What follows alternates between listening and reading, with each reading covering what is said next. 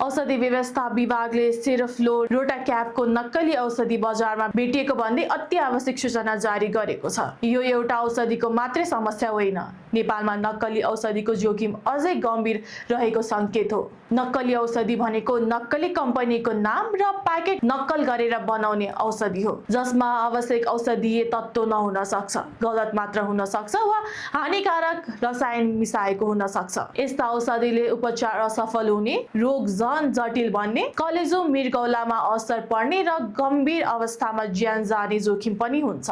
विशेष गरी दमका बिरामीले प्रयोग गर्ने सेरोफ्लो रोटाक्याप नक्कली परेमा अचानक सास फेर्न गाह्रो हुने र आकस्मिक अस्पताल भर्ना हुनुपर्ने अवस्था आउन सक्छ। त्यसैले औषधि दर्ता भएका फार्मेसीबाट मात्रै किन्नुहोस्। प्याकेट, ब्याच नम्बर, म्याच र प्रिन्टिङ ध्यानपूर्वक जाँच्नुहोस्। थोरै सावधानीले तपाईको स्वास्थ्य र जीवन दुवै बचाउन सक्छ।